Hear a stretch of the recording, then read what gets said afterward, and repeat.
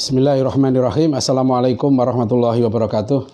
Bapak Ibu saudara sekalian, para mahasiswa Taqwa College dan para santri juga para pemirsa dimanapun berada.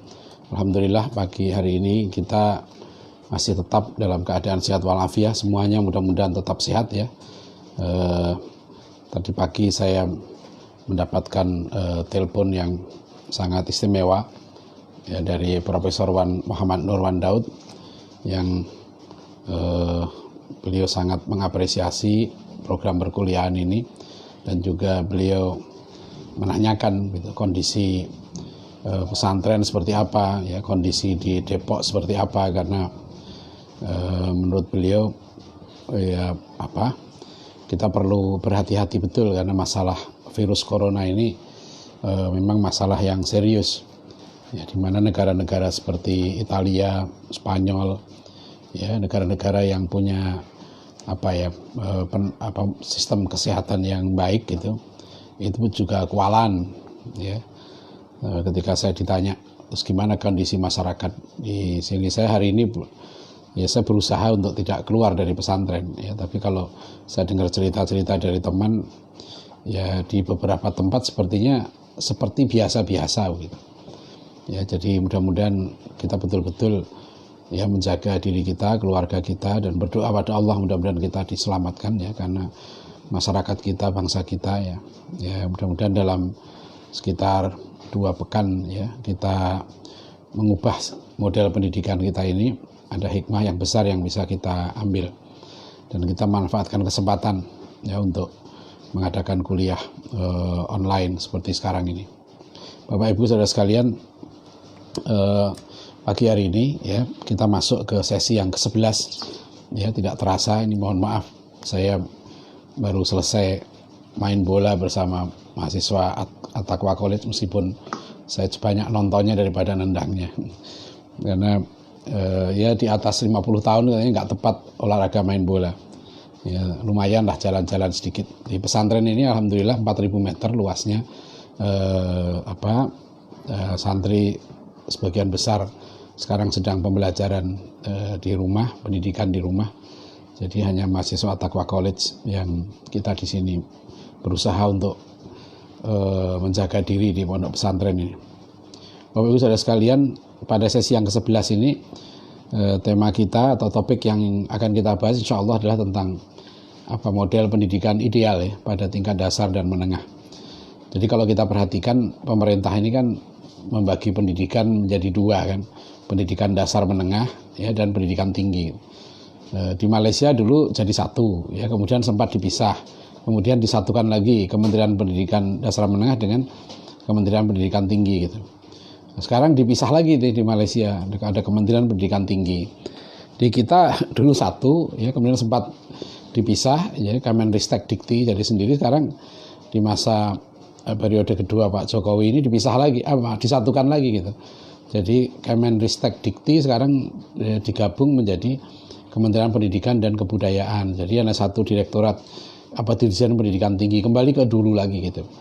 Nah tentu dengan pertimbangan, kalau menurut saya sih itu bukan sesuatu yang substansial.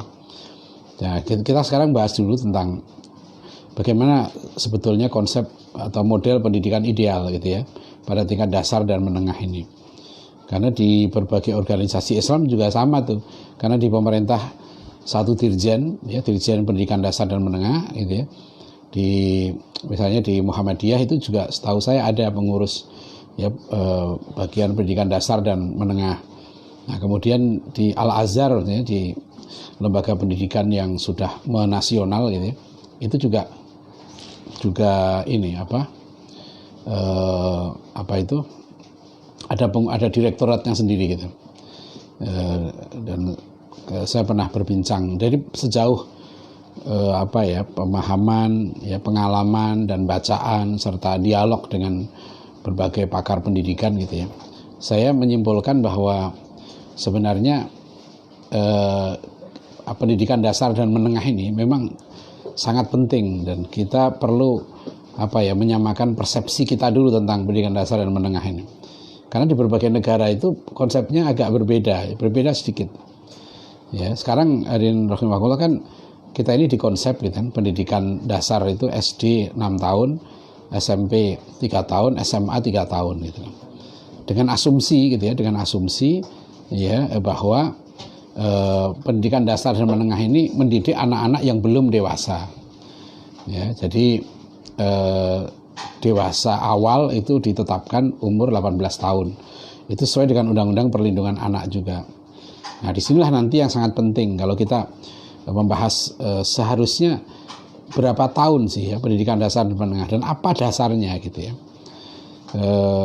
Di buku saya yang pendidikan tinggi ideal ya, perguruan tinggi ideal di era disrupsi, itu ada satu bagian perjalanan dialog saya dengan Profesor Nanang Fatah, ahli manajemen pendidikan dari Universitas Pendidikan Indonesia di Bandung. Ya, ketika kami datang ke rumah beliau, kami berdiskusi dan saya terkejut meskipun saya beberapa kali jumpa Prof. Nanang Fatah karena beliau juga pernah mengajar di Universitas Ibnu Khaldun Bogor di program doktoral ya.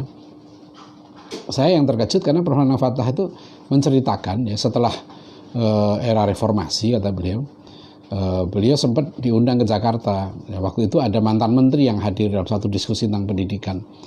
Dan ketika itu Prof. Nanang Fatah sudah mengajukan usul pada pemerintah ya agar pendidikan dasar ya SD maksudnya itu dipersingkat menjadi 4 tahun.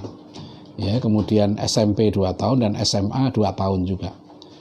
Ya, jadi itu berarti berapa? Hemat 4 tahun. Ya. Jadi anak bisa masuk perguruan tinggi pada usia sekitar 14 tahun ya. Nah, hadirin rahimakumullah, saya sangat gembira ya mendapatkan pandangan dari seorang pakar seperti Prof. Nanang Fatah ini. Ketika masalah ini saya sampaikan di berbagai forum ya diskusi pendidikan, kadang-kadang ada yang nanya begini, Ustadz, apa dasarnya pendidikan SD itu 4 tahun gitu. Terus saya tanya balik, apa dasarnya pendidikan SD itu 6 tahun? Ya, mengapa harus 6 tahun gitu ya? Dasar pendidikannya apa gitu. Nah, ini tentu para pakar pendidikan silahkan ya mendiskusikan itu. Jadi yang jelas ya Bapak Ibu Saudara sekalian ya, kalau dalam konsep pendidikan Islam ada dasar umur 10 tahun gitu, yaitu hadis Rasulullah SAW, di mana beliau memerintahkan ya agar orang tua itu ya menyuruh anaknya sholat pada umur 7 tahun ya, dan terus menerus gitu ya harus diperintahkan sholat. Nah, pada umur 10 tahun kalau belum mau sholat gitu ya, itu orang tua boleh memukul anaknya ya, tentu dengan pukulan yang wajar, bukan menyakiti ya, dengan pukulan pendidikan ya, maksudnya harus dipaksa ya. Jadi anak itu umur 10 tahun harus dipaksa. Itulah kenapa ya saya di berbagai kesempatan ya, seperti dalam kuliah-kuliah kita pun saya juga menyampaikan bukan sebaiknya menurut saya, bahkan seharusnya ya kita buat standar kompetensi lulusan anak SD ya, itu ilmu-ilmu yang fardhu ain ya, harus sudah dikuasai oleh anak itu ya. Jadi seperti perintah Rasulullah tadi ya, anak umur 10 tahun itu sudah harus bisa sholat yang benar. Nah, maknanya kalau sholatnya benar bisa kita tarik, itu berarti ngajinya harus benar ya, berarti toharohnya harus benar, dia harus sudah ngerti ya, harus ngerti najis ya, harus ngerti najis besar, najis sedang ya, najis ringan, dia sudah harus ngerti juga ya, hadas kecil, hadas besar ya, ngerti cara berwudu yang benar ya, jadi ngerti cara bersuci dan ngerti juga bagaimana cara sholat yang benar ya. Jadi ini standar kompetensi minimal menurut saya, standar kompetensi dasar atau kompetensi inti yang harus dikuasai oleh anak lulus SD ya. Jadi ini fardu ainnya ya. Jadi seperti kemarin kita bahas ya, model pendidikan Islam itu menurut saya sudah baku ya, yaitu dahulukan adab sebelum ilmu ya, kemudian proporsionalkan ya pengajaran ilmu fardu ain dan fardu kifayah ya, ta'addabu tsumma ta'allamu itu. Nah, ini konsep yang sangat mendasar ya. Jadi anak-anak SD menurut saya ya, yang sangat penting adalah mereka ditanamkan ya sikapnya, ya, adabnya tadi itu, akhlaknya. Ya, jadi waktu kecil dulu kita mungkin pernah ngaji kitab Akhlak Lil Banin ya. Ya, kitab Akhlak Lil Banin.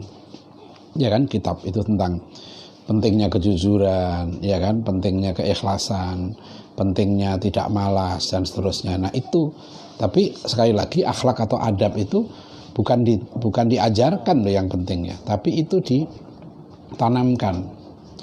Ya, ada seorang mahasiswa saya, seorang pengusaha juga, dia di Depok. Dia menulis disertasi doktornya tentang penggunaan ya cerita yang Islami ya dalam mengefektifkan pendidikan karakter. Dan dia lakukan uji coba di beberapa sekolah dasar di kota Depok ini.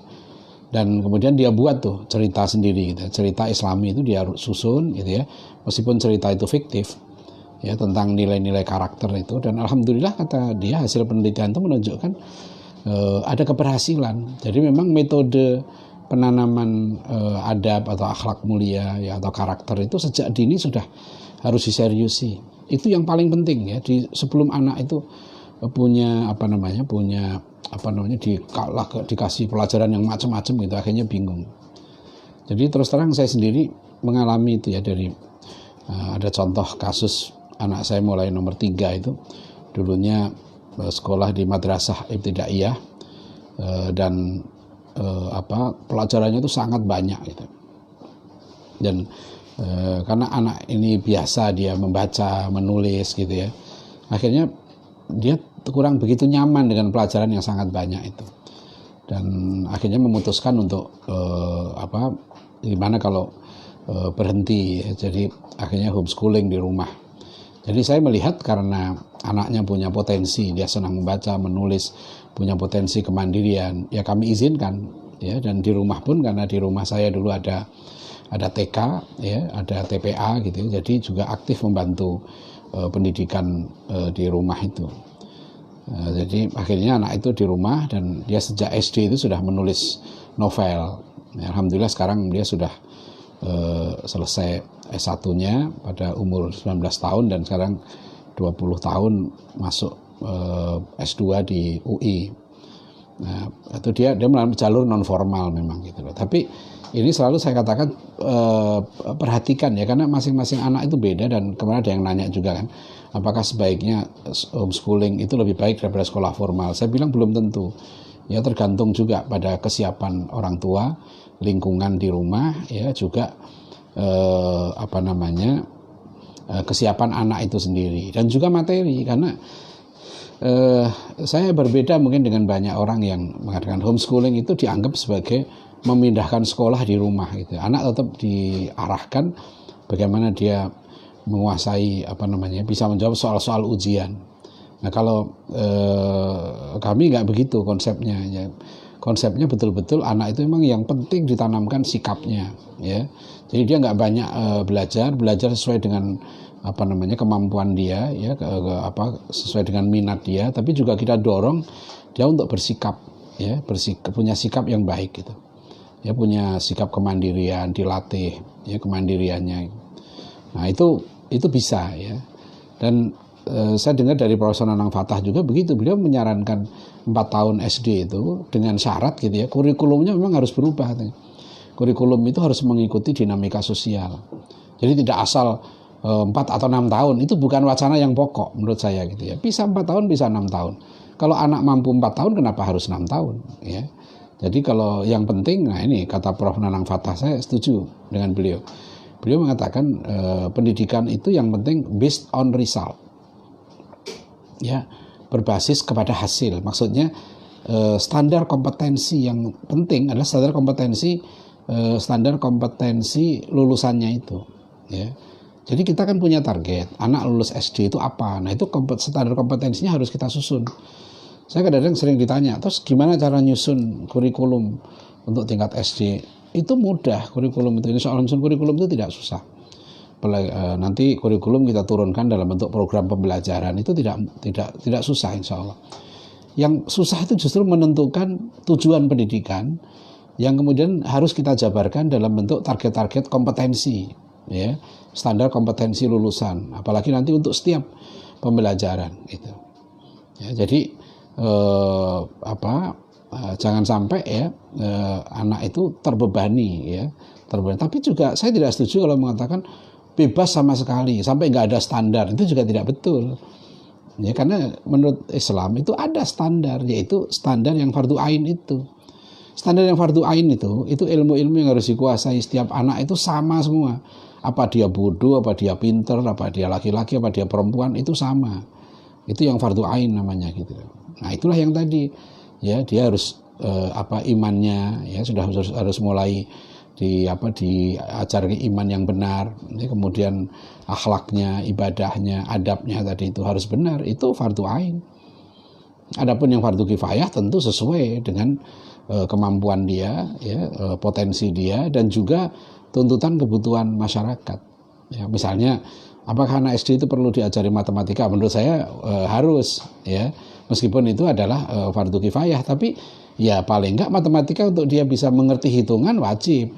Gitu kan, ya, diajari tentang kebersihan, diajari najis, diajari kesehatan, sudah harus tahu mana makanan yang sehat, mana yang tidak sehat, ya, diajari adab, sopan santun, berbahasa, itu harus. Ya, jadi tingkatan SD itu gitu ya, itu yang penting anak itu nyaman, ya. Nah, kami sudah coba ya 2014 waktu itu, bahkan sebelumnya gitu ya, kita sudah coba saat di At-Taqwa, waktu itu di SD At-Taqwa, SD kami itu. Dulu SD At-Taqwa ini namanya At-Taqwa Quranic School. Nah, mulai berapa tahun yang lalu kita mengubah namanya menjadi PADI, Pesantren Adab dan Ilmu. Ya, tempatnya 10 kilo dari pondok pesantren At-Taqwa yang sekarang ini, ya, di dekat jalan RTM atau jalan Profesor Lafran Pane di Cimanggis Depok itu. Nah, itu sudah kita coba ya bertahun-tahun. Bagaimana di tingkat SD. Nah, pengalaman kami memang akhirnya gitu ya. Ya lagi-lagi gitu ya, pendidikan itu yang sangat penting memang pertama itu gurunya gitu ya. Yang kedua kesiapan muridnya, yang ketiga memang kurikulumnya. Ya, kurikulum ini bisa mengikuti ya. Sebagai contoh, waktu mulai konsep pendidikan adab di tingkat SD ini kami terapkan, waktu itu yang memulai awal mudir pesantren At-Taqwa yang sekarang ini ya, Dr. Muhammad Ardiansah, ketika itu beliau masih guru di sekolah internasional ya, International Islamic Boarding School ya, punya pengalaman yang panjang juga dalam dunia pendidikan, dan akhirnya beliau bergabung dengan At-Taqwa dan langsung memegang kelas 5 ya, kelas 5. Jadi waktu itu SD At-Taqwa baru 4 tahun, yang kelas 5 itu pindahan gitu. Ya, termasuk anak saya yang nomor 5 ya, itu mulai masuk di situ, mulai dari kelas 5 SD itu. Nah, dia pindah dari SD, salah satu SD negeri yang katanya SD terbaik gitu ya di kota Depok, SD negeri itu ya, itu pindah mulai di rumah, dan di ruang tamu saya itu tempat tidurnya digulung, itu jadi kelas. Ruang tamu itu hanya sekitar 3x3 ya, dengan berapa murid waktu itu, sekitar 5 atau 6 murid awal. Ya, itulah ya, tiap hari di situ. Nah, pelajarannya juga pelajaran apa? Yang pertama ditanamkan tuh adab dulu. Mulai mengaji kitab Adabul Insan ya, karangan Said Uthman.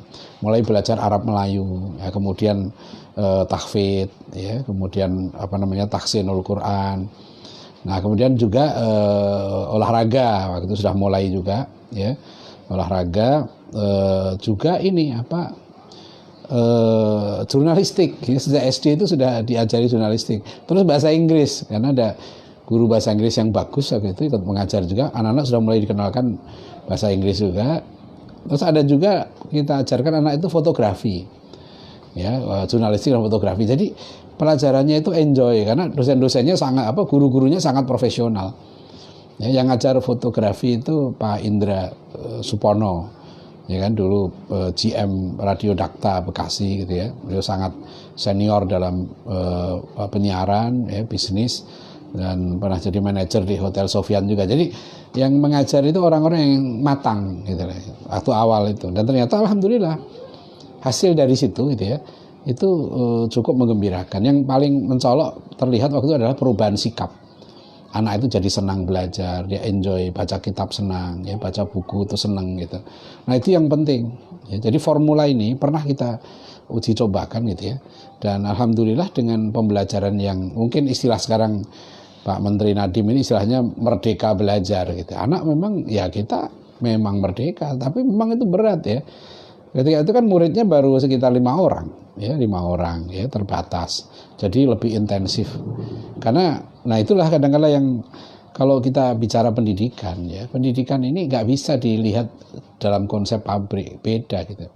Pendidikan itu bukan industri, bukan pabrik, ya kan. Makanya saya berharap ya pemerintah mengubah ya manajemen pendidikan ini dengan betul-betul manajemen pendidikan yang menanamkan adab dan akhlak itu yang utama ya, bukan pendidikan yang utama itu justru menambah wawasan ya. Kalau sekarang menambah informasi, wawasan sekarang udah banyak, anak-anak sekarang canggih buka internet itu ya. Itu yang penting itu menanamkan nilai. Nah menanamkan nilai itu perlu ketekunan ya, perlu interaksi yang positif, yang intensif ya, perlu bimbingan ya, perlu keteladanan ya, perlu ketekunan, perlu doa ya. Makanya justru sebetulnya semakin sedikit murid ya itu semakin bagus sebenarnya dari segi ini ya, dari segi pendidikan ya. Saya waktu kuliah S2 waktu itu di S2 di Jayabaya Hubungan Internasional, alhamdulillah angkatan saya yang mendaftar S2 di angkatan saya Hubungan Internasional itu cuma saya sendiri. Jadi saya dari daftar kuliah sampai lulus saya sendirian. Di kelas tuh saya sendirian terus tiap kuliah. Berdua terus dengan dosennya itu. Jadi kami asik kalau kuliah tuh ngobrol. Apalagi waktu itu saya masih aktif sebagai wartawan juga. Jadi cukup asik dalam ruang kuliah itu. Ya, kadang-kadang kuliah kita pindah kemana sambil makan gitu kan dengan dosennya gitu. Karena memang intensif kan. Ya. Ya kalau bercanda itu gini kira-kira gitu ya. Wiro Sableng itu kan muridnya cuma satu, ya kan, guru cuma dua kan. Sinto Gendeng itu muridnya dua gitu. Murid satu Wiro Sableng, yang satu lagi yang penjahat yang seniornya itu, ya, yang berkhianat kepada gurunya itu, kepada Sinto Gendeng itu. Nah, makanya saya kurang sependapat ya kalau masa ada perguruan tinggi gitu ya, kalau muridnya kurang dari 20 ya suruh merger. Ya, itu konsep pabrik. Ya, mohon maaf itu konsep pabrik.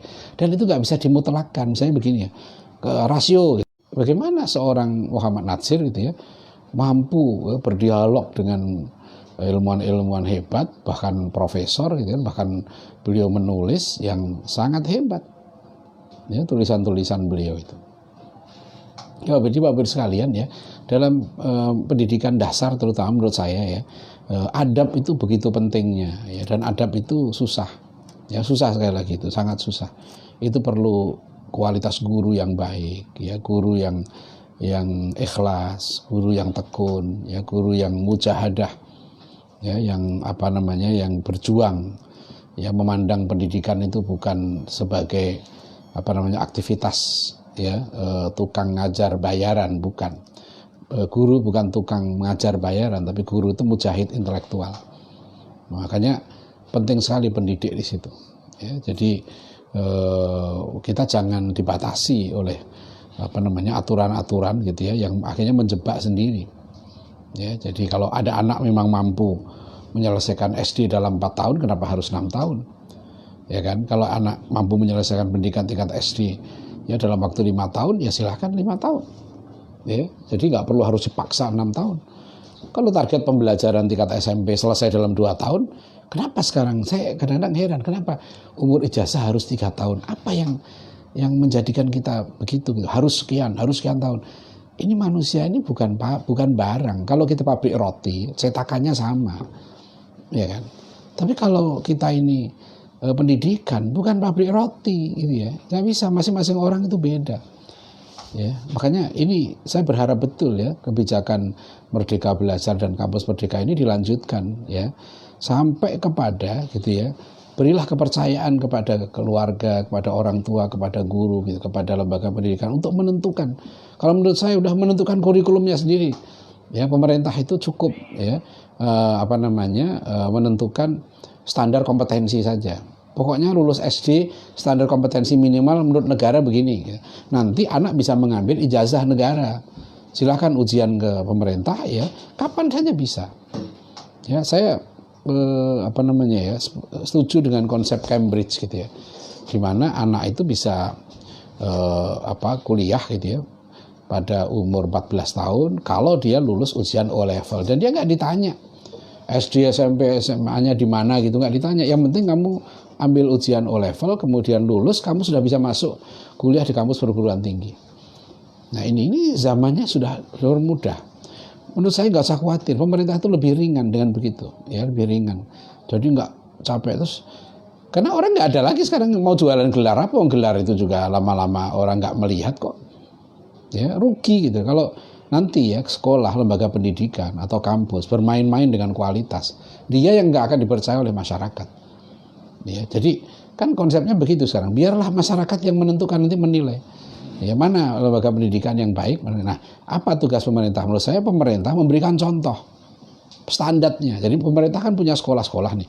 Pemerintah punya model sekolah yang ideal. Nah, model pemerintah itu yang dicontoh. Ya, tapi masyarakat mau bikin lembaga pendidikan silahkan. Kalau mau ambil ijazah negara, ambil ijazah negara misalnya tingkat SD, SMP, SMA kayak sekarang ini ujian bersamaan itu, alhamdulillah itu ada peluang di situ. Dan itu ketentuan undang-undang loh, untuk pendidikan formal, informal, non formal itu ketentuan undang-undang. Itu yang sekarang bisa pemerintah memberikan peluang, kebebasan, ya, kemerdekaan lah lebih tepatnya, kemerdekaan belajar itu. Kita berharap ini lebih luas lagi, ya, memberikan kepercayaan pada masyarakat. Dan di sini kemudian dituntut, ya, masyarakat itu sendiri, ya, terutama lembaga pendidikan Islam harus semakin membuktikan, ya, bahwa dari lembaga-lembaga pendidikan kita itu harus lahir, ya, anak-anak yang beriman, bertakwa, berakhlak mulia. Udah itu aja kontribusi kita luar biasa pada bangsa dan negara kita ini. Ya, kalau anak-anak kami berusaha di sini kan misalnya di At-Taqwa ini ya, itu semboyan kita ini jujur, semangat, peduli. Itu penting sekali. Jadi pada level dasar ya seperti itu. Ya, kita harus tekankan penanaman adab dan akhlak tadi. Nah, pada level SMP yang sekarang ini kan anak SMP itu lulus SMP biasanya 15 tahun. Maka apa yang fardu ain di situ? Ya tetap adab, ya akhlakul karimah tetap. Kemudian secara keilmuan yang fardu ain. Nah, anak itu lulus SMP sudah akil balik. Maka pendidikan SMP sebetulnya menyiapkan anak untuk menjadi dewasa. Ya, siapkanlah dia menjadi orang dewasa. Dewasa itu, ya, itu adalah ciri dewasa itu dia siap bertanggung jawab terhadap perbuatannya. Jadi kalau orang belum siap mempertanggungjawabkan perbuatannya, itu belum dewasa dia. Jadi lulus SMP itu sudah dewasa. Ini mohon maaf ya, mudah-mudahan para ulama kita, ya, para pemimpin kita gitu ya, itu betul-betul menghayati masalah ini. Saya berharap karena kita punya konsep sendiri. Ya, saya sudah diskusi dengan banyak pakar ya, seperti Pak Adriano Rusfi, ada Dr. Alwi Alatas juga dulu direktur Pristek di At-Taqwa ini. Beliau juga menulis makalah tentang yang mengkritik konsep remaja itu. Jadi begitu anak sudah akil balik itu harus dinyatakan dewasa. Kalau dia dewasa, dia sudah bertanggung jawab terhadap perbuatannya. Ya, maknanya dia harus sudah imannya benar, ya, akhlaknya benar, ibadahnya benar, ngajinya benar gitu. Nah, silahkan yang agama lain juga begitu merumuskan menurut keyakinan agamanya masing-masing, konsep agamanya masing-masing. Karena kita ini menurut saya ya negara akan berat kalau mau mengambil alih, ya, menentukan semua konsep pendidikan, ya. Kita mau mencontoh yang lain gitu. Kita contohlah yang baik. Ya. Kenapa itu bisa? Dulu bisa kok anak orang-orang tua kita. Coba saya baca buku biografinya Haji Agus Salim yang pengantarnya Bung Hatta, ditulis oleh Sholihin Salam. Itu luar biasa ya tokoh-tokoh kita dulu di situ. Bung Hatta sudah mengisahkan bagaimana beliau SMA itu sudah disuruh oleh Haji Agus Salim membaca buku-buku dalam berbagai bahasa. Bung Karno coba umur 15 tahun ya baca juga buku tentang Ki Haji Ahmad Dahlan yang ditulis juga oleh Sholihin Salam tuh. ya. Ki Hajar Dahlan sang reformer itu ada pengantarnya Bung Karno, yang Bung Karno mengatakan beliau waktu itu umur 15 tahun tinggal di rumah Cokro Aminoto, ya, dan ketika itulah kata Bung Karno, ya, waktu umur 15 tahun itu beliau mendengar ceramahnya Ki Haji Ahmad Dahlan. Bung Karno mengatakan beliau sangat tertarik, ya, dan sejak itu, ya, istilah Bung Karno, saya ngintil Kiai Dahlan. Ya, beliau maksudnya Kiai Dahlan kemana dia ikuti, gitu. Dan makanya waktu Bung Karno menjelang wafatnya, beliau kan pesan supaya disolatkan oleh ulama Muhammadiyah, yaitu Buya Hamka. Dan itu padahal Buya Hamka baru saja selesai dipenjara oleh Bung Karno, gitu. Bayangkan, yang Buya Hamka menceritakan penderitaannya waktu di penjara itu. Di dalam buku tasawuf modernnya Buya Hamka berkisah itu bagaimana yang paling beliau nggak tahan, gitu ya, nggak tahan dan merasa betul-betul menderita ketika di penjara itu adalah ketika Buya Hamka itu dibentak-bentak dan dibilang pengkhianat negara, gitu. Ya, katanya menjual informasi kepada Malaysia. Itu Buya Hamka bilang, saya luar biasa, sampai setan menggoda saya untuk mengakhiri hidup saya, gitu.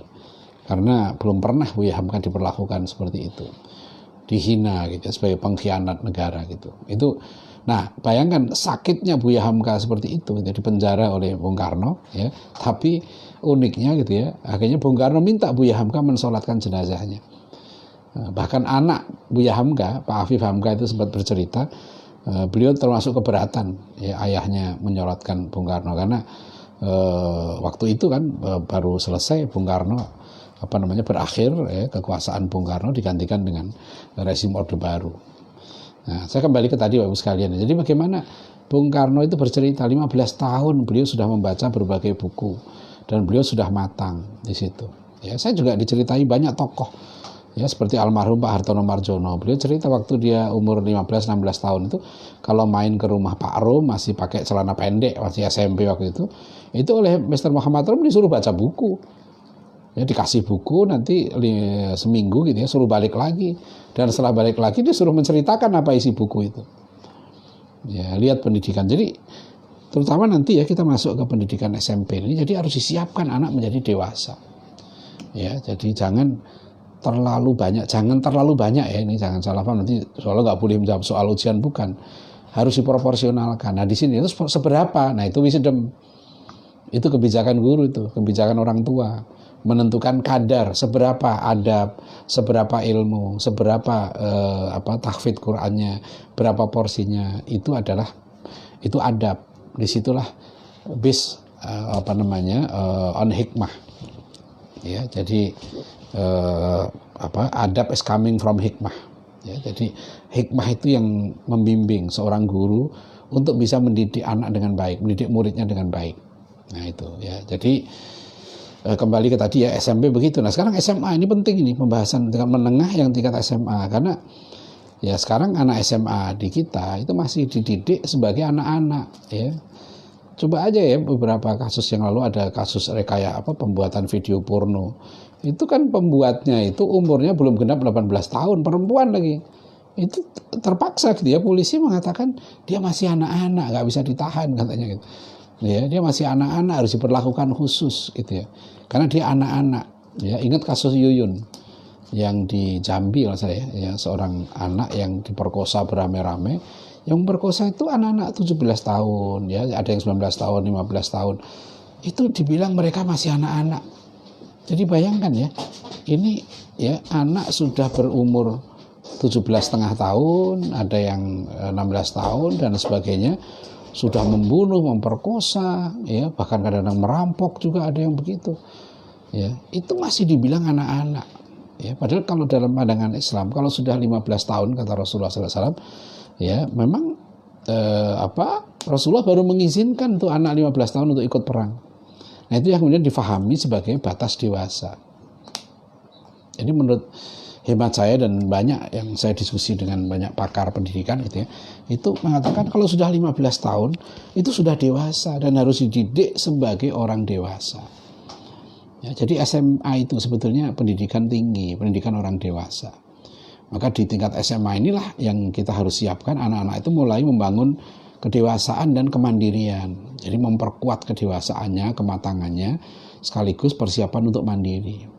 Nah, Bapak Ibu sekalian, dulu program ini berjalan dulu di kita ini. Makanya dulu gini kan, coba dulu kalau orang lulus SMP ya kan, mau jadi guru gitu ya, kan dia sekolah SPG 3 tahun, ya. Jadi sekolah pendidikan guru 3 tahun, lulus SPG berarti sekitar 18 tahun itu sudah jadi guru di SD, ya. Kalau guru olahraga SGO gitu kan. Atau dulu SGB sekolah guru bawah, ada SGA sekolah guru atas, itu 4 tahun setelah SMA, ya, setelah SMA. Jadi nah di pondok, di pesantren ada namanya mu'alimin itu rata-rata 6 tahun setelah SD. Jadi kalau sistem di Gontor misalnya mu'alimin setelah SD itu kan, kemudian kuliatul mu'alimin, ya kan, anak saya sempat 2 orang masuk Gontor nih, dia begitu lulus SD masuknya kuliatul mu'alimin. Nah program pembelajarannya berapa tahun? 6 tahun, ya, 6 tahun. Ini sebetulnya tanggal, ya, lusa Selasa besok ini rencana ada kunjungan dari satu pesantren di Jawa Tengah itu ke At-Taqwa, dari satu pesantren yang ada program kuliatul mu'aliminya, KMI-nya. Ya 6 tahun. Nah kalau dia dari SMP masuk eksperimen kan 4 tahun jatuhnya. Nah sama dengan nanti di pesantren At-Taqwa ini kita ada 3 jenjang di sini, ya kan. Sekarang ada jenjang SMP, tingkat SMP, SMA dan perguruan tinggi. Nah, karena kami non formal, ini programnya 6 tahun, ya. Jadi program Shaolin Al-Islami itu 2 tahun, pesantren Pristek, pesantren pemikiran Islam itu 2 tahun, dan perguruan tingginya 2 tahun At-Taqwa College ini, yaitu 2 tahun. Jadi 6 tahun itu dalam konsep kami gitu ya, itu anak sudah siap untuk mandiri, ya, konsepnya begitu. Nah kalau dia tergolong cerdas, ya, maka harus diarahkan menjadi ilmuwan, menjadi ulama, ya. Nah kalau dia kurang cerdas atau gak cerdas, dia diarahkan menjadi praktisi. Karena masing-masing orang itu bebannya dari Allah, itu amanah dari Allah itu beda-beda sesuai dengan potensi yang dimiliki, ya, yang dimiliki masing-masing orang itu. Jadi Bapak Ibu Saudara sekalian itu, ya, jadi ini penting sekali ya, pendidikan tingkat SMA itu, ya, harus sudah memperkuat kedewasaan dan mulai membangun kemandirian, ya. Jadi kenapa kami sangat menekankan di tingkat SMA ini, ya, kalau di At-Taqwa ini anak-anak ya kita latih untuk dia banyak menulis, ya, menganalisis masalah, ya, menulis, ya, kemudian mereka harus buat paper. Mereka rihlah ilmiah ke Malaysia dan Singapura tahun lalu gitu ya, udah 2 kali, dan mereka di tingkat SMP itu kalau di tempat kami yang kami tekankan adalah bahasa Arabnya, ya, bahasa Arab sebagai bahasa teks untuk bisa membaca teks. Di tingkat SMP adab, ya, kitab, baca kitab, dan silat, ya, bela diri. Itu penting untuk kesehatan, ya, kesehatan, kekuatan anak-anak juga supaya mereka bisa menjaga dirinya, itu sangat penting, ya. Ya karena kadangkala ya itu pun susah di pesantren itu kan sekali ya. Saya mengunjungi berbagai pesantren itu, beratnya itu kan santri itu setelah subuh, ya. Biasa kalau habis sholat subuh itu banyak sekali yang ngantuk gitu. Waktu zikir itu bisa sambil tidur. Kadang-kadang baca Quran di At-Taqwa ini 1 juz itu bisa sambil tidur tuh, ya. Karena saya apa yang kurang ini, sampai pernah ya di pesantren kami ini santri itu kami kerjasama dengan Kostrad untuk melatih kedisiplinan. Berapa dulu? 3 hari ya, Fek ya. Di Kostrad itu 3 hari ya. Bayar itu ya, 1 orang berapa dulu? 500.000 kalau nggak salah, ya kan. 3 hari itu. Kami ingin anak-anak ini gitu ya punya kedisiplinan gitu ya. Dan kami kerjasama dengan tentara supaya pernah alhamdulillah kami dapat kunjungan juga dari pengurus SMA Taruna Nusantara. Ya nanti mudah-mudahan ini juga ada kerjasama karena saya ingin mengunjungi juga sekolah Taruna Nusantara itu. Ya kita ingin mendidik generasi muda kita ini ya punya kedisiplinan yang tinggi gitu ya, punya kesehatan fisik. Jangan kalah sama Singapura, Korea Selatan, Jepang gitu ya. Yang mereka begitu terengginas kalau orang Jawa bilang gitu ya. Terengginas itu Tahu nggak kamu Trengginas, tahu? Efik, tahu nggak Trengginas apa? Nggak tahu ya. Orang Sulawesi Selatan nggak tahu. Jadi kalau orang Jawa Trengginas tuh nggak lemes gitu lah, ya kan? Selalu siap gerak. Nah kalau ayam itu Trengginas tuh gitu. Ya, ayam jantan tuh Trengginas tuh siap, ya, diperintah siap, gitu lah, kayak tentara itu kan, itu Trengginas itu namanya, ya. Jadi nggak lemes, nggak loyo, nggak ngantuan gitu ya. Nah, padahal di kita ini gitu ya, termasuk bela diri itu hampir tiap hari ada latihan bela diri gitu ya. Tapi ya susah gitu. Ya mungkin banyak ngobrol waktu malam ya sehingga tidurnya kurang. Jadi sekalian saya kembali ke tadi ya konsep anak. Jadi kami mementingkan ya kalau pendidikan tingkat SD dasar dan menengah ini itu membangun fondasi adab ya. Cara berpikirnya harus benar. Makanya di situ pentingnya worldview yang kita sudah bahas kemarin. Mengapa worldview itu harus ditanamkan sejak SMA? Ya, karena supaya dia sudah tahu apa itu ilmu, apa itu sejarah, apa itu tentang tentu ya, apa itu tauhid, apa itu syirik, apa itu iman, kufur, halal, haram, mana akhlakul karimah, dan sudah harus tahu apa itu sukses gitu ya, makna dunia, makna akhirat ini gitu.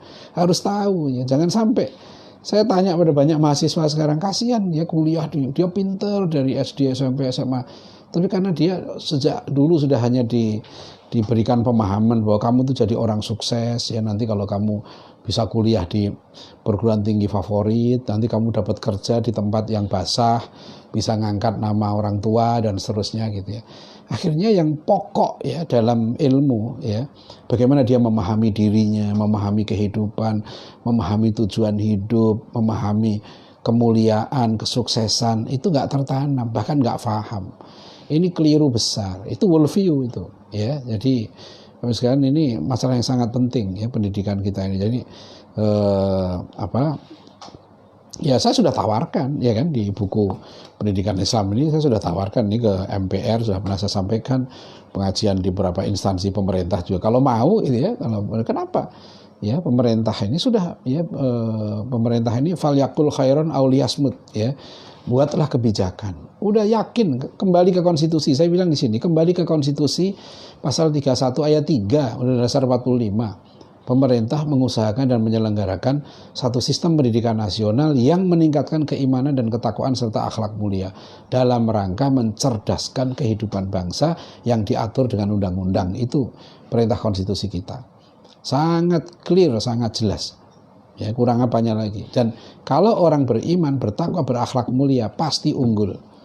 Ya, kalau bangsa kita ini ya pemimpinnya, guru-gurunya, dosennya, terutama para ulamanya betul-betul beriman, bertakwa, berakhlak mulia, pasti kita jadi bangsa besar, Pak. Ya, pasti sudah itu janji Allah sudah. Karena inna akramakum indallahi atqakum. Yang paling mulia di antara kamu yang takwa. Ya.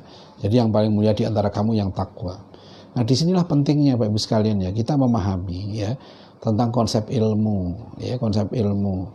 Bagaimana konsep ilmu dalam Islam? Di dalam Islam itu ada namanya marotibul ilmi.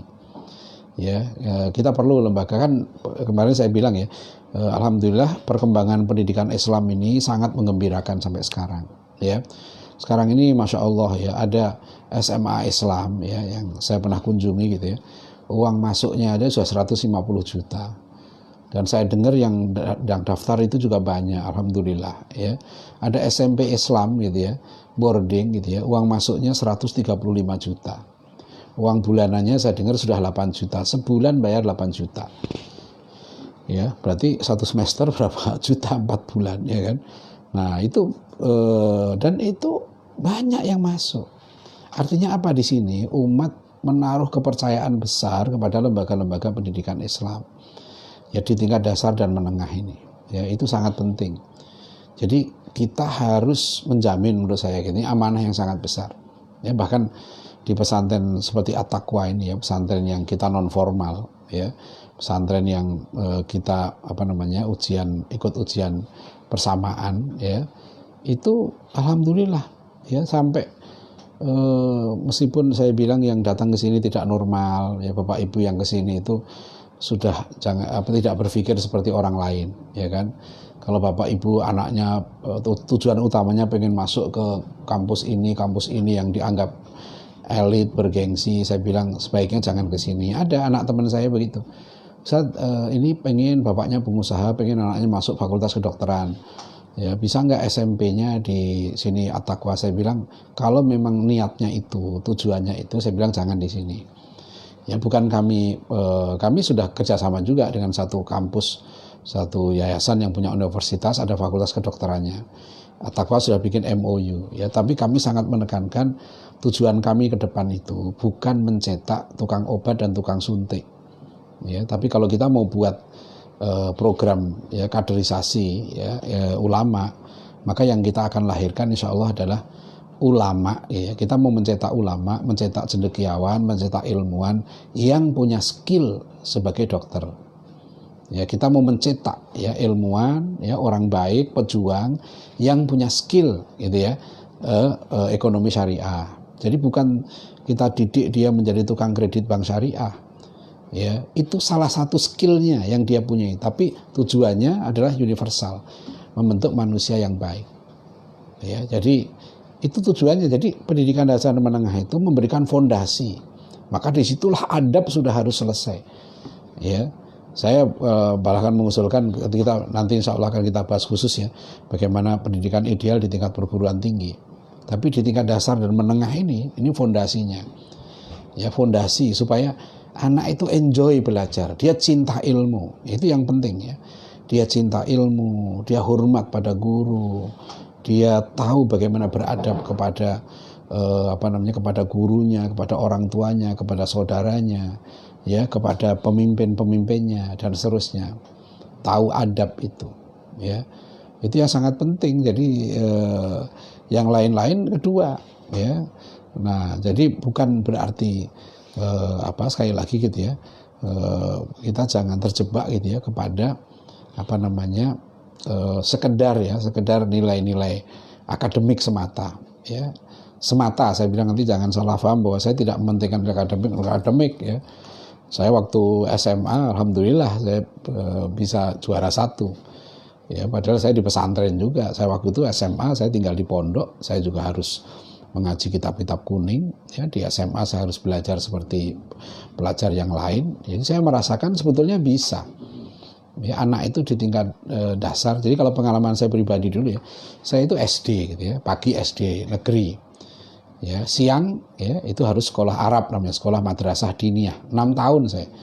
6 tahun madrasah diniyah itu. Tapi uniknya 6 tahun saya tamat madrasah diniyah itu nggak ada ijazahnya. Dulu orang itu nggak mikir itu ijazah itu. Ya, malah saya itu dulu TK juga, saya dapat ijazah TK saya itu saya gunting-gunting dulu tuh. Saya tahu sekarang di Bonda saya gunting-gunting, dulu nggak mikir ijazah ini penting apa enggak. Ya. Kemudian waktu saya SMP gitu ya, saya ngaji malam, ngaji kitab-kitab dengan seorang kiai. Nah, waktu SMA saya tinggal di pondok. Ya, saya di pondok itu apalagi kalau bulan puasa itu Masya Allah kita ngaji kitab itu dari habis subuh sampai habis taraweh, masih ngaji sampai sekitar jam 10 malam. Ya, 25 hari biasanya di pesantren kita pasan kalau di Jawa Timur. Saya pernah coba pasan di pesantren di Sendang Senori di Tuban sana. Itu 25 hari. Jadi bulan puasa itu dulu libur waktu saya SMA. Jadi saya puasa. Nah, itu dalam 25 hari di pesantren itu kita ngaji betul. Kitab-kitab kuning itu banyak sekali alhamdulillah yang bisa kita tamatkan. Jadi saya SMA itu saya sudah ngaji kitab-kitab Uqudul Lijan, kitab kawin itu saya udah tamat 3 kali kalau nggak salah itu kitab Imam Nawawi itu. Ya, Syekh Nawawi Al-Bantani. Ya, Riyadhus Shalihin, ya Ta'limul Muta'alim. Itu sudah hatam ya, kitab fikihnya takrib ya. Bahkan Fathul Mu'in, tapi Fathul Mu'in saya sedikit baru belajar waktu itu. Itu di tingkat SMA.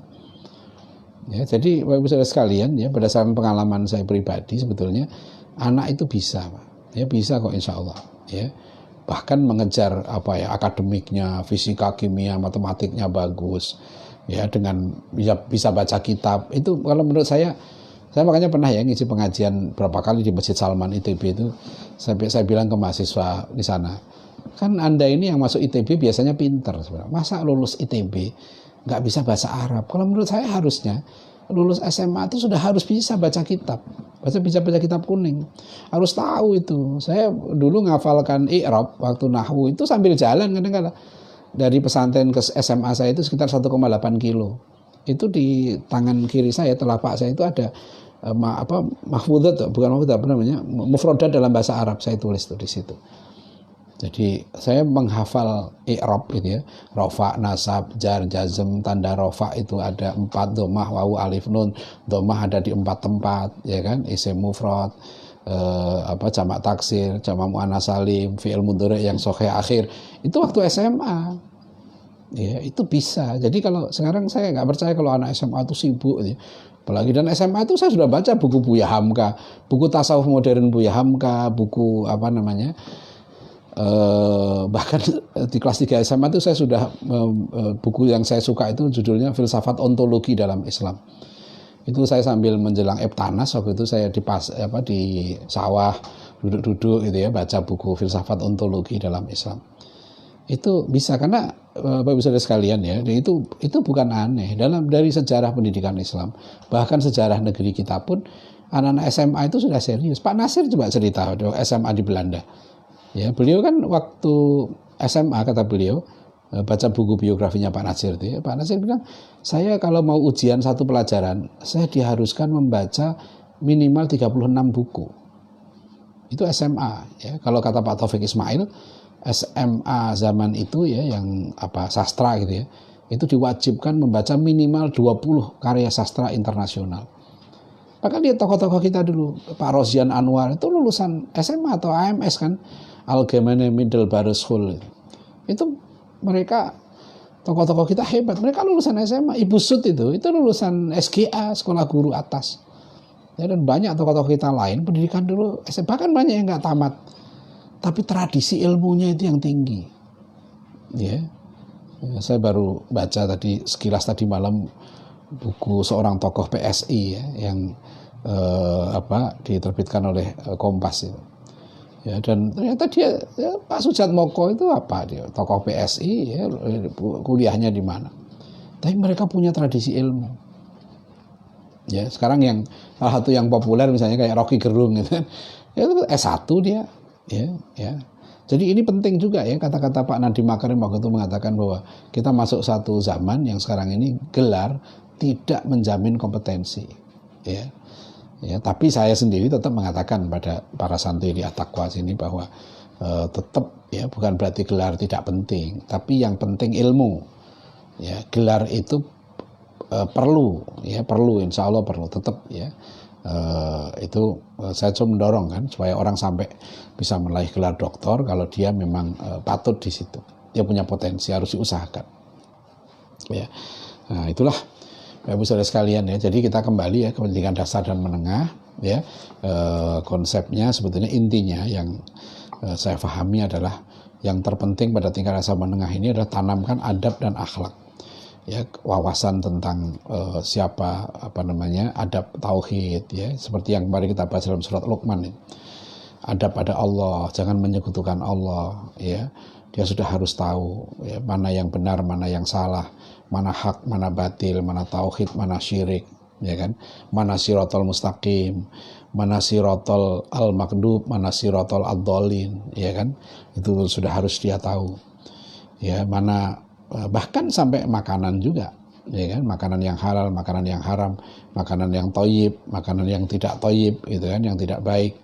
Mana yang harus didahulukan, mana harus dibelakangkan. Nah, itu adab. Ya, jadi sangat penting ya. Inilah landasan dasar menengah ini sebelum nanti masuk ke pendidikan tinggi. Ya, saya kira kita cukupkan dulu sampai di sini ya, supaya agak lebih banyak. Kalau ada pertanyaan ya bisa kita lanjutkan dengan diskusi ya, silahkan. Terima kasih. Assalamualaikum warahmatullahi wabarakatuh. Ada pertanyaan dari Amrullah. Assalamualaikum, saya Amrullah dari Sumeneb, Madura.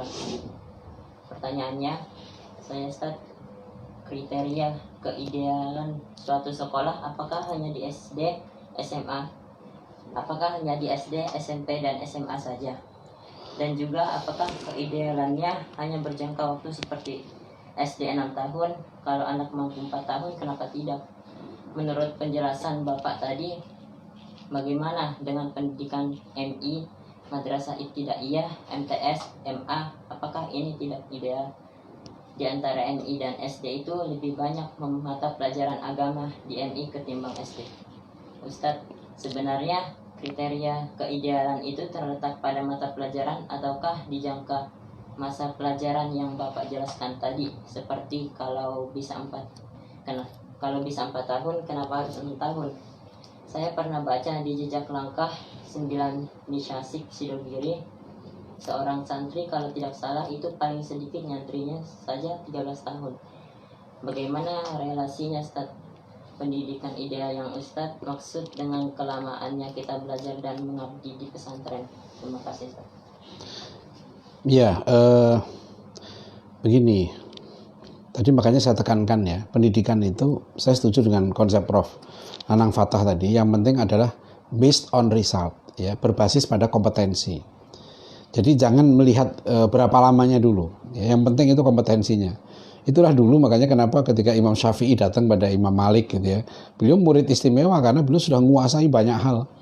Ketika Imam Al-Ghazali datang kepada Imam Haramain gitu kan, Imam Al-Ghazali dalam umur belasan tahun sudah menulis kitab yang hebat. Ya, ilmunya sudah tinggi. Tentu ini nggak sama dengan yang lain. Ya, jadi pendidikan itu makanya saya membagi ya, pendidikan itu menjadi 3 standar kompetensi itu. Pertama kompetensi dasar, 2 kompetensi umum, 3 kompetensi unggulan. Jadi biasanya kalau jumlah muridnya banyak, itu yang kita pakai standar kompetensi umum itu. Jadi kita tentukan aja kalau SD itu kompetensi umumnya kayak apa. Ya, misalnya bahasa Arabnya sampai di sini gitu ya. Sampai di sini. Nah, itu kompetensi umum tuh. Nanti ada anak-anak yang istimewa tuh, yang dia melewati istimewa itu ada 2, ada istimewa yang pinter banget gitu ya, ada istimewa yang kurang banget itu biasanya. Nah, bagaimanapun juga yang istimewa ini termasuk yang kurang harus menguasai kompetensi dasar. Ya, kalau kami tentukan misalnya di sini ya kompetensi dasar itu yang fardu ain harus dikuasai. Gampangannya beginilah, sebodoh-bodohnya anak lulus SD itu kan sholatnya harus benar. Gitu ya kan, akhlaknya harus benar. Jadi jujur, ya kan, peduli pada orang lain, kasih sayang pada orang lain, ya, akhlaknya baik, gitu kan. Kemudian dia juga punya sikap rajin, tidak malas. Ini bukan soal bodoh pintar, setiap orang wajib itu. Nah, ini kompetensi dasarnya. Yang penting itu. Ya. Jadi dalam kompetensi dasar ini nggak ada kompromi, dia nggak lulus itu. Ya, kalau misalnya ya ada di tempat kami dulu, makanya kalau misalnya masuk at-taqwa di sini, kami syaratkan karena ini tingkat SMP harus baca Qur'annya benar. Karena lulus SD itu minimal baca Qur'annya benar gitu. Itu standarnya. Ya, jadi nah itu rata-rata memang sekitar kalau saya lihat ya 4-6 tahun itu nggak terlalu pokok. Silahkan mau 6 tahun boleh, mau 4 tahun boleh. Ya, cuma tadi kan saya bilang jangan kaku. Ya, kalau ada anak misalnya ya 4 tahun sudah kemampuan akademiknya begitu tinggi, ya kan, kemudian akhlaknya baik, ya, dia sudah hafal Quran sampai misalnya 10 juz, ya kan, anunya baik, perilakunya baik, kenapa dia harus nunggu 6 tahun, gitu? Ya 4 tahun cukup, dia sudah punya kompetensi yang lebih daripada yang lain, udah dipercepat aja, kasih kesempatan dia untuk ambil ujian paket A, nggak perlu dilihat bagaimana anak. Saya ada mahasiswa saya, malah dia orang Kementerian Agama, dia pegawai di Kementerian Agama, menulis disertasi doktor tentang pendidikan tahfidz untuk anak. Studi kasusnya tentang anak hafidz Indonesia itu. Dia tongkrongi di rumah anak itu di Jawa Barat itu kalau nggak salah dia riset langsung sampai diamati perilaku anak ini, juara hafidz Indonesia itu sampai seminggu kalau tidak salah. Ya, dia amati betul.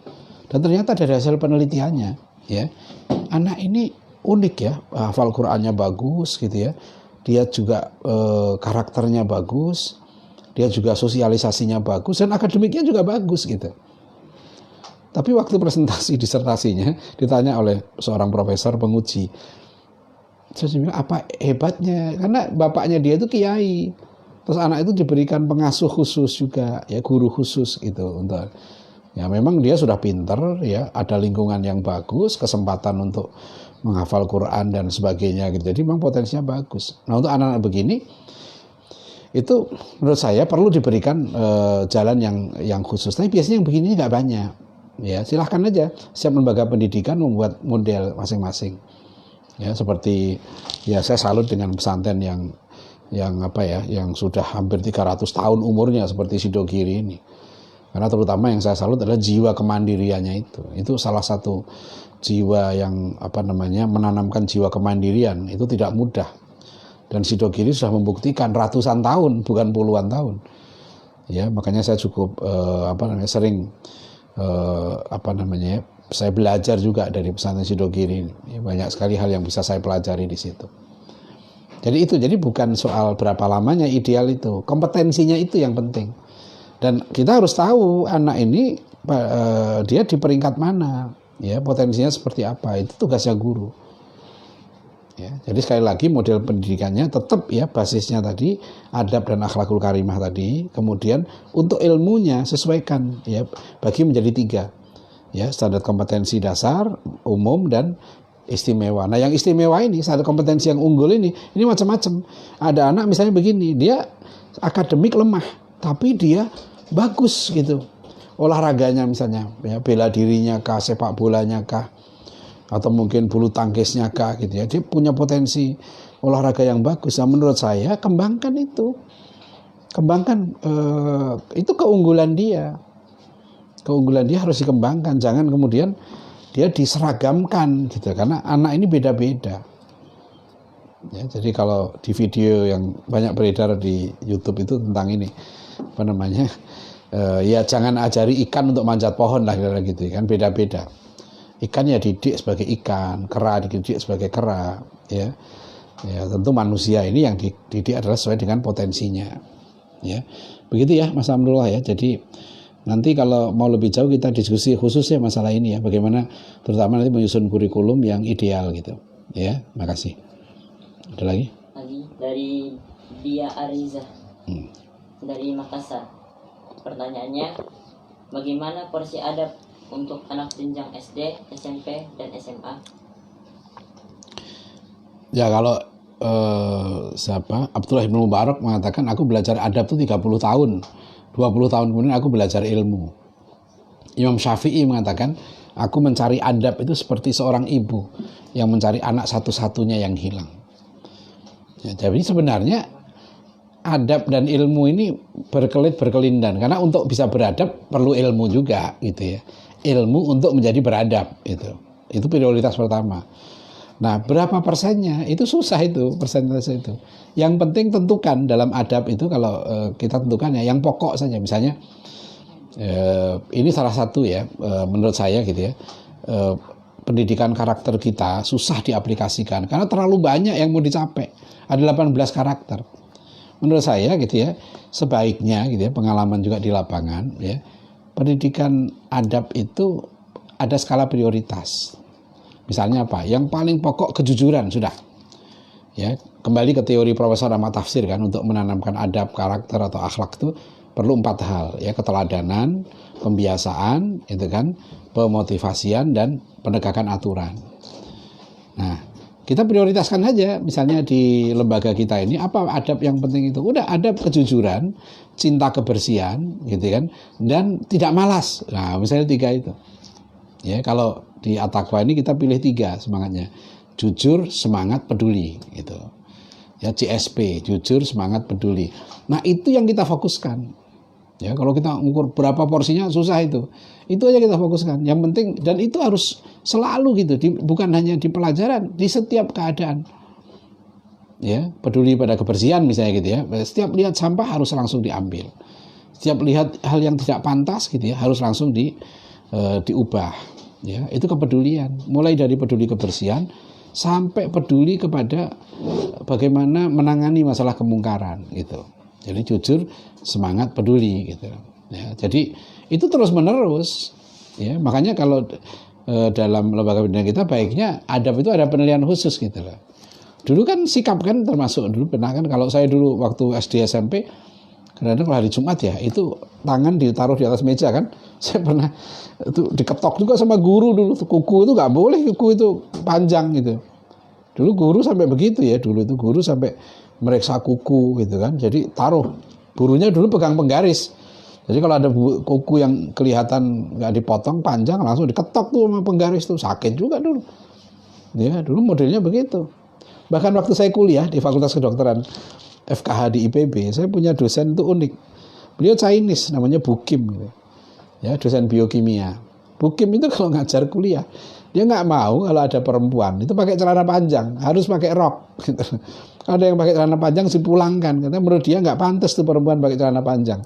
Itu saya tahun berapa itu? 85, 86. Ya, itu belajar biokimia. Dosennya peduli sama pakaian loh, zaman itu. Ada lagi dosen histologi itu Pak Hartono. Saya ingat mudah-mudahan beliau orang baik betul Pak Hartono nih ya. Dia kalau ngajar itu, satu kelas kami itu kan sekitar 140 mahasiswanya. Itu diabsen satu-satu sama Pak Hartono. Jadi setengah jam itu habis untuk ngabsen. Satu dipanggil, kalau ada yang terlambat, nggak hadir itu ditanyain. Mana temennya, kenapa dia nggak datang gitu. Apa yang saya rasakan waktu itu, saya masih ketemu gitu ya, guru-guru, dosen-dosen itu yang sangat peduli. Apalagi dulu kalau di kampung, saya nggak sekolah madrasah diniyah, wah langsung gurunya lapor ke orang tua, ya, cari dulu kita kemana itu gitu. Ya, kita nggak ngaji di surau, dicari dulu gitu. Jadi guru dulu peduli betul dengan murid itu satu persatu pedulinya itu. Ya, nah ini yang sekarang kita perlu kita evaluasi ya, pentingnya kepedulian ya, guru yang peduli tadi itu. Jadi begitu ya. Jadi dalam pendidikan penanaman adab ini itu yang penting ambil prioritas apa yang pokok. Ya, insya Allah kalau itu tercapai penanaman itu, insya Allah yang lain yaitu modal.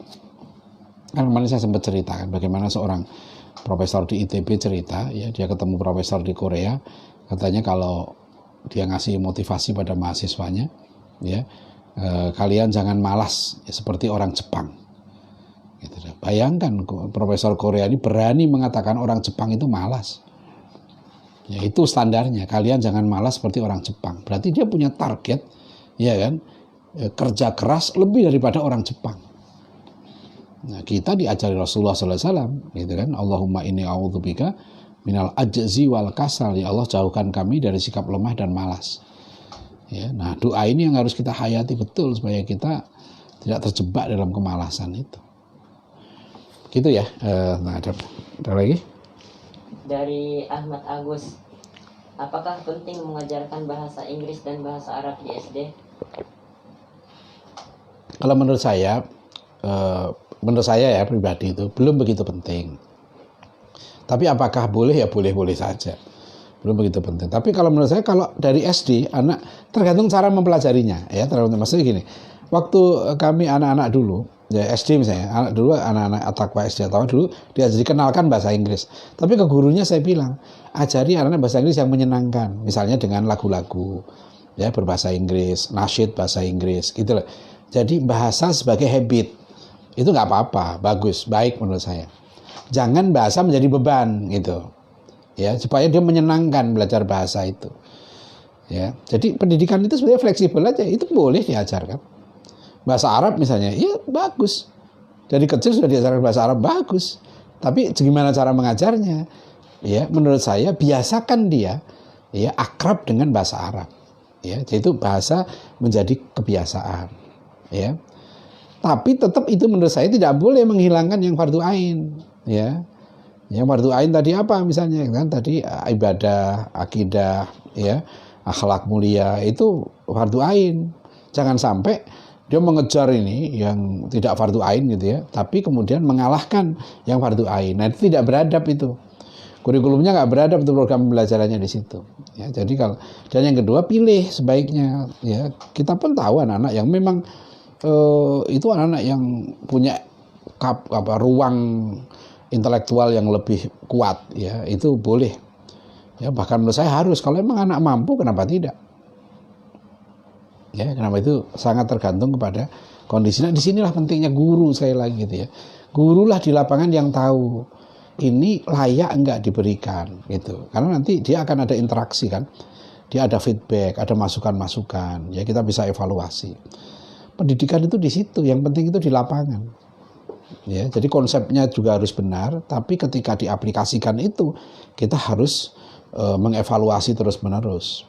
Ya. Jadi begitu, ya.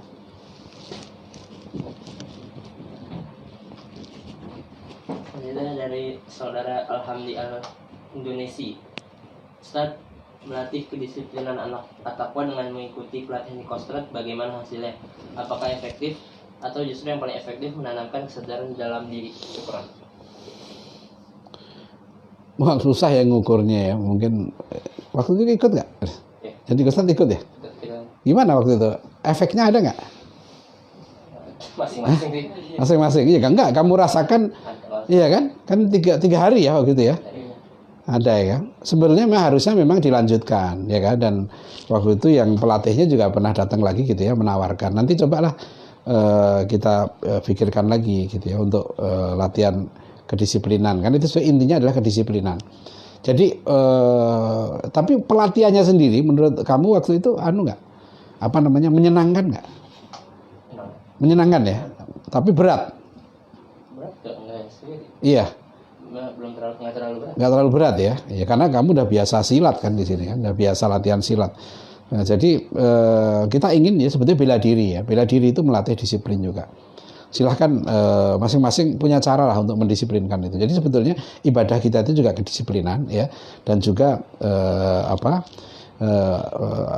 bela diri ya, juga termasuk latihan-latihan disiplin dengan militer itu, dengan tentara itu juga perlu.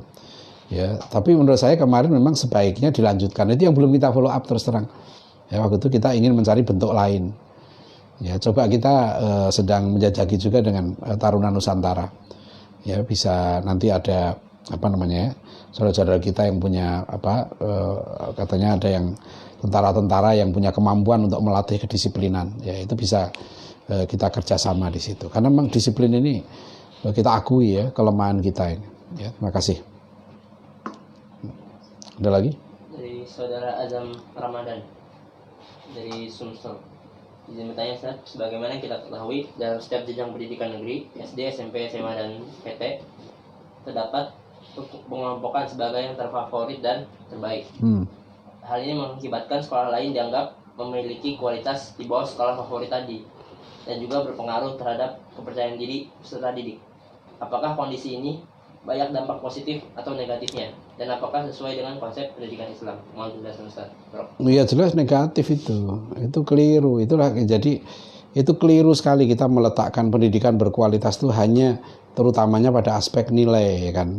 Yang UN-nya bagus gitu kan, nanti diterima di perguruan tinggi favorit. Jadi akhirnya yang namanya favorit itu bukan akhlak kan.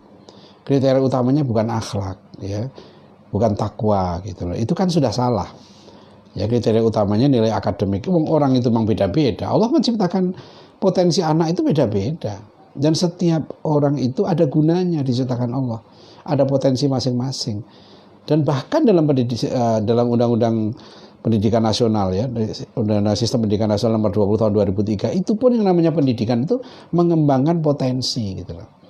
Jadi ini sebetulnya nggak ada, tapi saya nggak mau menyalahkan itu. Yang penting sekarang begini ya, terutama untuk sekolah-sekolah Islam itu harus membuktikan ya, dan berani mengatakan bahwa pendidikan di tempat kami yang paling penting adalah penanaman adab atau akhlakul karimah tadi itu. Itu yang terpenting. Sudahlah, namanya orang pinter nggak menjamin sukses, sudah banyak contohnya. Ya, yang lebih dipentingkan itu sebetulnya adalah sikap, ya, soft skill. Ya, kemampuan untuk bekerja sama, kemampuan berkomunikasi gitu kan, kemampuan untuk dia membangun kolaborasi, ya, kreativitas, itu yang nanti akan lebih menentukan. Ya, jadi sebetulnya sudah ketinggalan zaman ya kalau kita masih meletakkan sekolah favorit itu intinya orang-orang yang pintar-pintar saja. Nanti orang yang pintar kan begini kan, mereka orang yang pintar itu nanti mereka akan diterima di perguruan-perguruan tinggi favorit ya. Ya memang dia pintar. Dan kita perlu juga orang-orang pintar ini ya. Ya, orang pintar ini perlu, karena orang pintar ini harus dibebani tugas yang berbeda dengan orang yang nggak pintar. Amanahnya beda. Nah, itu ya, jadi inilah justru menurut saya gitu yang harus kita ubah, terutama saya ingin dari lembaga pendidikan Islam dulu gitu. Jadi jangan minder misalnya, aduh kok murid saya bodoh-bodoh ya. Saya pernah gitu ya, ngisi di satu pesantren. Pesantren ini menurut saya sangat bagus. Ya, dia tingkat sanawiyah aliyah, ya, tapi juga menekankan pendidikan karakter, ya, di situ. Dan pesantren tahfidz juga dia. Itu memberi beasiswa kepada banyak anak-anak dari Indonesia Timur. Ya itu saya ditanya waktu oleh gurunya, gimana Ustaz kalau ini kok anak-anak dari anak yatim dari Indonesia Timur ini mereka kalau di kelas itu ngantuk gitu loh, nggak minat belajar itu. Saya bilang, nah ini harusnya kurikulumnya jangan disamakan dengan yang lain. Tapi mereka bilang kalau mereka futsal gitu, mereka jago-jago, ya udah itu kembangkan. Saya bilang yang penting anak itu fardu ainnya terpenuhi, gitu kan. Lulus SMA menurut saya yang paling penting itu adalah fardu ainnya terpenuhi, ilmu fardu ainnya itu, adabnya terpenuhi, akhlaknya baik. Setelah itu didik dia dengan satu life skill. Kalau dia nggak melanjutkan kuliah gitu ya, didik dengan life skill. Dia punya keunggulan, udah dia bermanfaat. Ya, target kita itu apa sih? Anak itu bermanfaat. Ya, kalau dia menolong agama Allah, pasti ditolong oleh Allah. Sudah rumusnya begitu. Ya. Nggak usah takut, ya nanti makan apa gitu ya. Aduh, takut. Udah kan kemarin udah saya bilang, monyet aja nggak sekolah, nggak kuliah bisa makan. Ya, kalau soal makan nggak usah khawatir. Indonesia ini kaya raya. Saya udah sampai ke Pulau Buru, Papua, NTT. Ya, saya sudah banyak alhamdulillah berkunjung ke berbagai daerah. Daerah kita kaya raya. Kalimantan itu begitu luasnya. Ya, saya sepanjang jalan ya Allah, kok tanah ini nganggur gitu loh. Ya coba diserahkan ke at-taqwa gitu kan. Ya, di sini kita garap itu tanah itu insya Allah gitu produktif. Ya di at-taqwa ini coba kan saya tadi pagi aja bingung saya nanam. Saya mau nanam sukun, mau nanam duren, nanam ini nggak ada tanah lagi kita tanam di pot. Tapi kalau saya ke daerah masya Allah ini ada tanah nganggur nggak diapa-apain gitu. Sayang banget gitu loh orang punya tanah nganggur itu. Nanti pertanggungjawabkan itu di hadapan Allah gitu. Di sini udah susah, satu jengkal aja kita cari udah susah. Ya, udah kita pengen betul-betul pesantren ini teduh gitu ya. Sekarang ini alhamdulillah cukup teduh. Ya, jadi begitu ya. Jadi tadi? Saya lupa pertanyaannya, Riz. Yang terakhir tadi saya jawab apa tadi? Pertanyaannya? Yang terakhir. Yang murid apa tadi? Yang pertanyaan terakhir tadi apa? Favorit. Sekolah favorit, betul gitu ya. Jadi kita kembali kepada nilai Islam. Yakinlah kalau sekolah favorit itu, ya kan? Apakah berarti nilai akademik itu nggak penting? Penting, ya. Tapi itu bukan yang terpenting. Kalau menurut saya begitu. Ya, silakan yang nggak setuju nggak apa-apa. Menurut saya yang terpenting itu iman, takwa, akhlak mulia. Udah, adab itu. Itu yang terpenting. Kalau anak sudah sikapnya betul, ya saya sendiri begitu. Untuk anak saya, ada anak saya yang sekarang S2 di UI itu. Waktu ujian SMP, SMA dia ujian paket, ya udah saya bilang semampunya saja, itu formal. Tapi yang penting sikapnya, sikap senang ilmu, ya kan, sikap senang mengajar, itu yang penting. Karena begitu dia masuk kuliah, dia sudah bisa memetakan apa yang mau dia sukai, dia belajar sendiri, ya. Jadi kalau sikap terhadap ilmu sudah terbentuk ya waktu SMA itu, nggak usah khawatir. Dia nanti ambil kuliah tertentu, insya Allah dia bisa. Makanya saya ada pesan pada anak-anak santri itu, selalu sudah nggak usah, kamu yang penting itu belajar ilmu yang bermanfaat, kamu sungguh-sungguh pelajari, kamu ikhlas belajar itu, niatkan menjadi orang yang bermanfaat. Insya Allah Allah akan tempatkan kamu di tempat yang baik. Sudah itu janji Allah. Jika kamu menolong agama Allah, pasti kamu ditolong oleh Allah. Jadi menurut saya sekolah favorit itu sekolah yang menghasilkan anak-anak yang beriman, bertakwa, berakhlak mulia. Soal kecerdasan, nilai-nilai tergantung potensinya. Itu yang terpenting. Itu pendidikan yang sebenarnya. Ya bahkan itulah sebetulnya perintah konstitusi kita, perintah undang-undang pendidikan kita. Ya, jadi ini ada yang keliru tadi soal definisi favorit itu. Ya, makasih.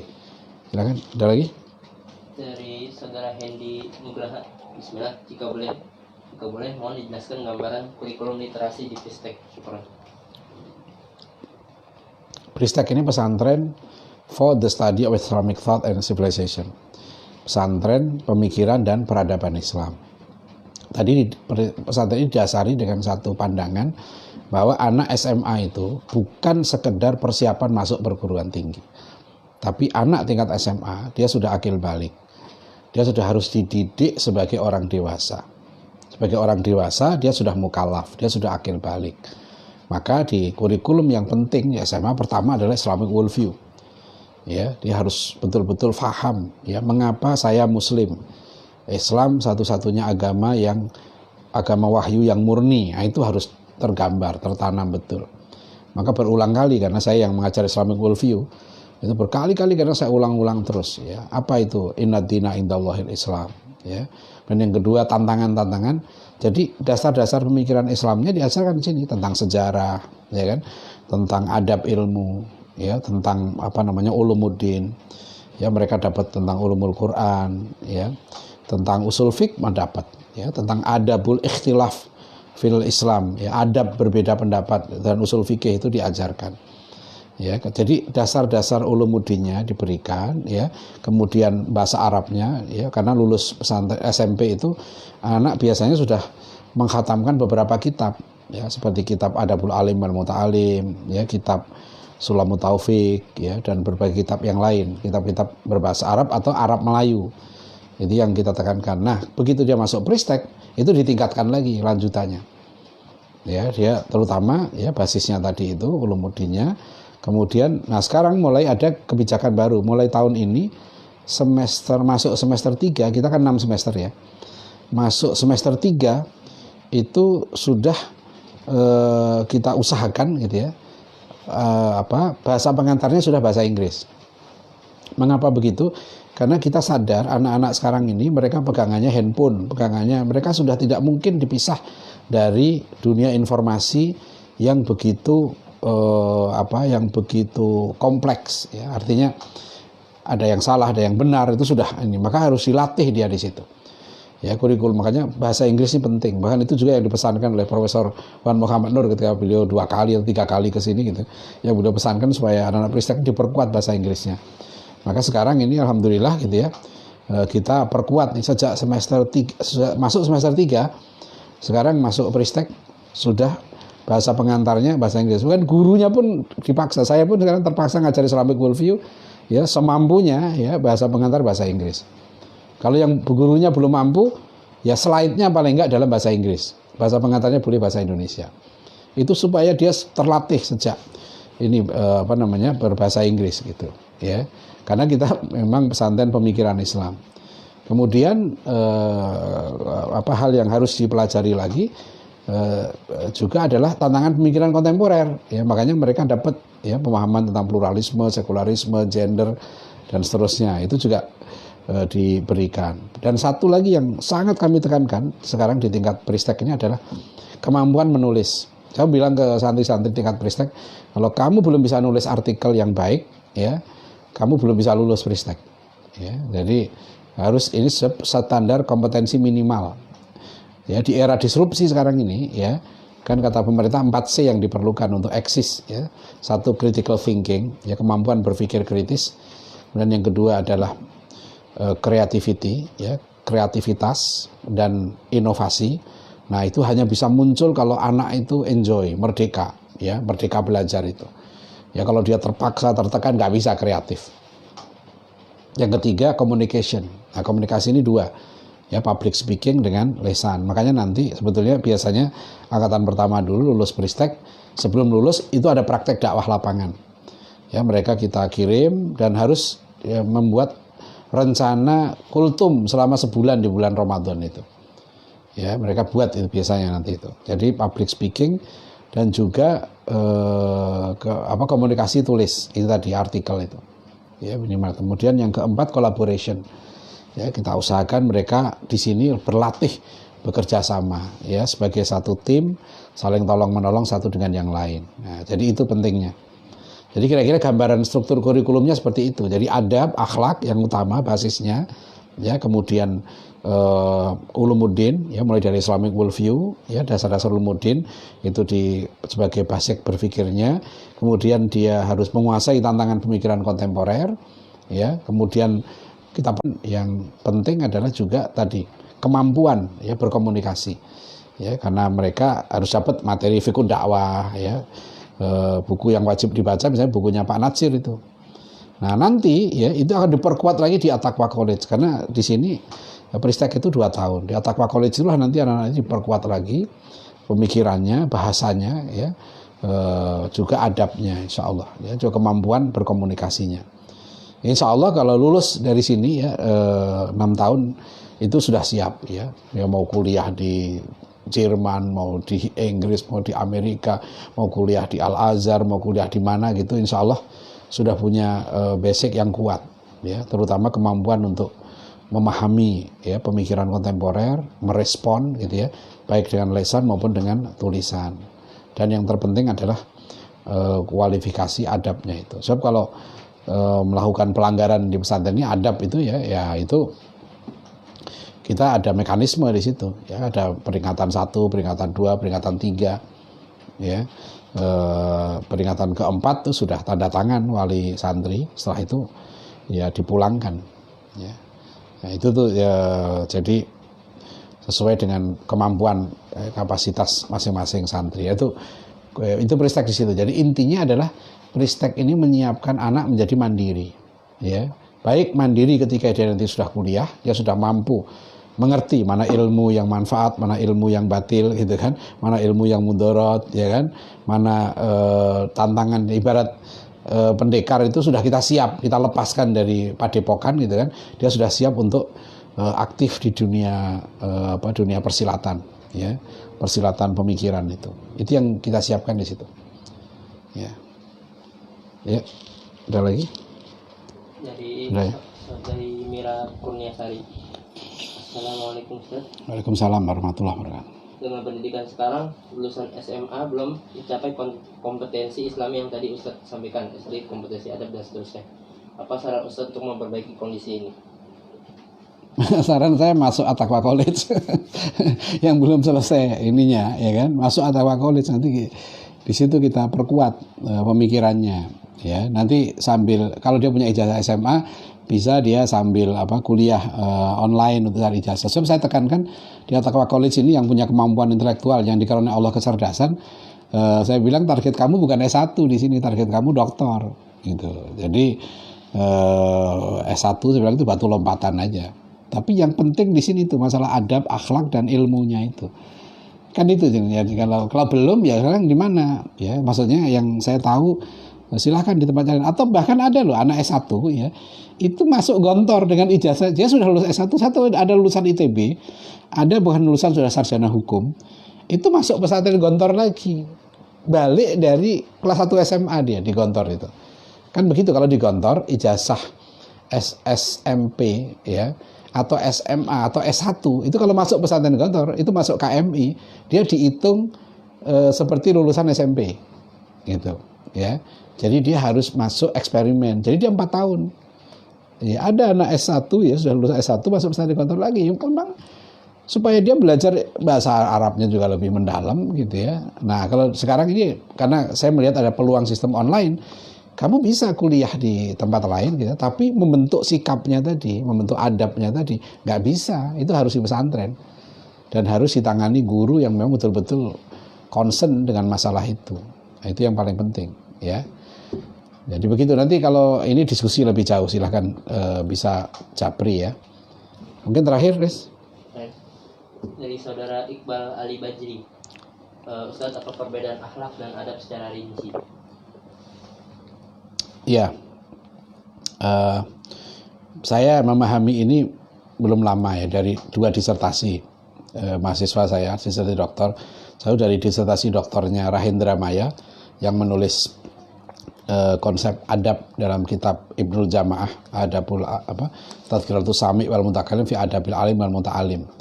Kemudian dari disertasinya Dr. Syarif Hidayat ya, konsep pendidikan berbasis adab Hasan ya, dan beliau kutip